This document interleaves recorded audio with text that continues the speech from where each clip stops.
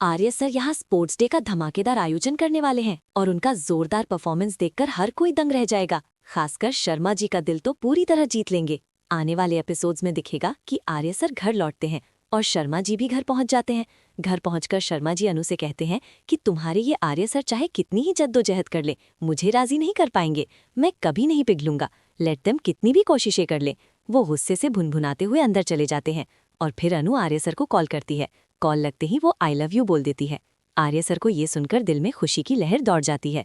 वो भी I love you कहते हैं और अनु से कहते हैं कि ये शब्द बार बार दोहराओ।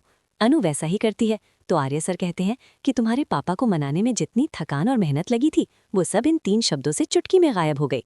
फिर पूछते हैं कि पापा क्या कह रहे थे, वो कैसे हैं। अनु बताती है कि पापा तो अभी गुस्से में है, लेकिन मुझे यकीन है कि वो जल्द ही मान जाएंगे। दोनों के बीच काफी देर तक प्यार भरी बातें चलती हैं। फिर आर्य सर अनु से कहते हैं कि मैंने जो प्लान बनाया है वो देखकर तुम्हारे पापा हैरान रह जाएंगे।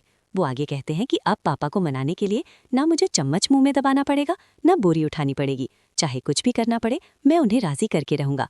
अनु कंफ्यूज होकर पूछती है कि आप क्या कह रहे हो, कुछ समझ नहीं आ रहा। आर्य सर कहते हैं कि जाओ टेरेस पर, नीचे देखो।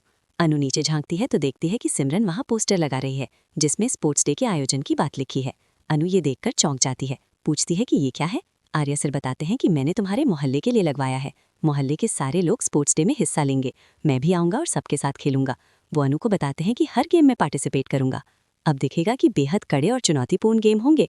आर्य सर मोहल्ले के लड़कों के साथ मुकाबला करेंगे।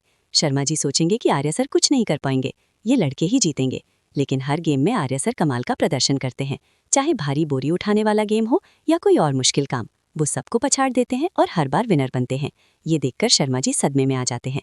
उन्हें लगता है कि मैंने तो सोचा था आर्य सर नाकाम रहेंगे, लेकिन उल्टा उन्होंने सबसे बेहतरीन परफॉर्मेंस दी और जीत हासिल की। सब लोग भी हैरत में पड़ जाते हैं।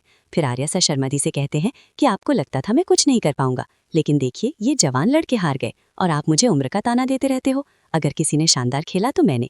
शर्मा जी कहते हैं कि ये छोटी मोटी चीजें हैं, इससे क्या फर्क पड़ता। क्या लगता है ये करके मुझे मना लोगे? मैं ना सुनूंगा ना मानूंगा। आर्य सर जवाब देते हैं कि ठीक है, मत मानो, लेकिन जल्द ही वो दिन आएगा जब तुम खुद कबूल करोगे कि अनु के लिए मुझसे बेहतर कोई नहीं।